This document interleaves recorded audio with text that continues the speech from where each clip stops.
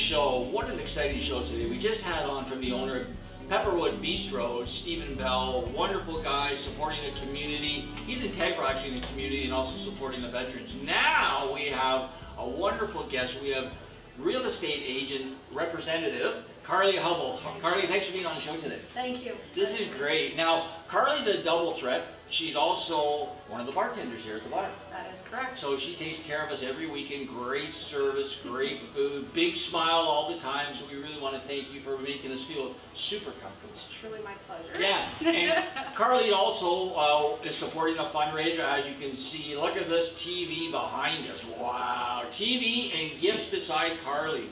Thank you so much, courtesy of Carley HubbelL and Royal LePage and Pepperwood Bistro and everything. So let's get into, because I'm very interested, because I just moved my parents and I was told by, now you can maybe verify this, I was told by a Toronto real estate agent that the square foot today in Toronto is going for $1,400 and change. That is about correct. Is that about correct? Yep, you're about correct on that. That is live TV. That is crazy. 1,400, really? Yes. So what would it be out here in Burlington if comparable? Like I heard it was 1,450. Burlington, so we're actually seeing an increase in Burlington too, right? And then you have Oakville. Oakville and Burlington are now about the same, you know? If you look back 3-4 years ago pre-COVID, Oakville alone was always a bit more expensive than Burlington. Now they've kind of balanced out. I would honestly say you're probably around 1,200 here. Yeah. It's honestly not that big of a difference. 1,200, eh? But see, you have inflation, the rise of inflation, right? And what does inflation do? It affects the market, it affects materials, it affects the housing, it affects food, it affects everything. So you're going to see a rise in that right now. We're still recovering from the last 2 years, correct? Yeah. So, of course, it's very expensive. Yeah, because I just moved my parents into a really nice condo here in Burlington. They were having problems at their house. And when we were checking, I think the square feet is like 1,450. And I was going, well, 1,450, if the square foot is 1,450, then my parents' condo is $2 million. My parents' condo is not worth $2 million. It's nice, but it's crazy. And then getting back to Oakville, like Oakville was always regarded as number one for a long time. But Burlington has caught it. Burlington's caught it. Tell our viewers about Burlington. All right, Burlington. So the reason why we love Burlington, so first of all, the expansion that's happening in Burlington constantly. Businesses, new buildings, real estate, location, location, location is what we always said. And Burlington is probably the most perfect location for family-oriented.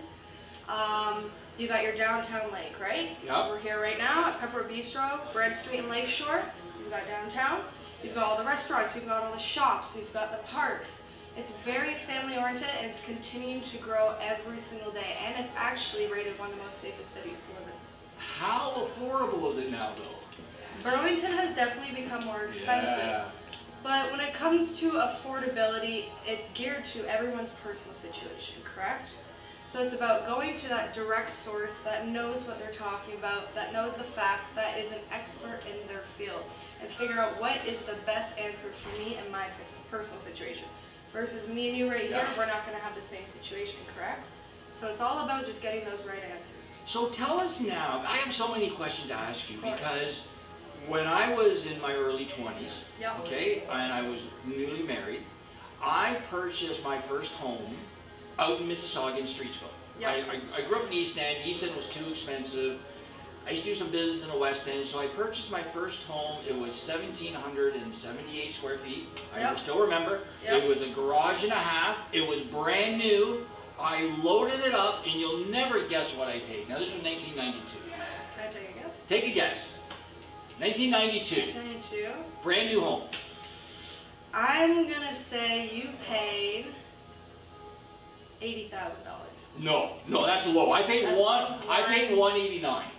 189, and I loaded it up with marble, hardwood, everything they offered. I pretty much got it. Right. And I was 27, right, newly married. But my whole point is, those days are gone. Like I could afford on my job to buy a house at 190. Those days. So what do people do nowadays, Carley? Young people. So young people, and this is the golden question, right? How do I prepare for a down payment? How am I going to be able to buy my home, my first home? And I think it's going back to everyone's situation is different. I think it's also going back to prioritizing. certain things in life. You have to look at what you actually spend your money on. Are you investing your money properly to prepare for that down payment? You have to ask yourself these questions, right, in order to prepare.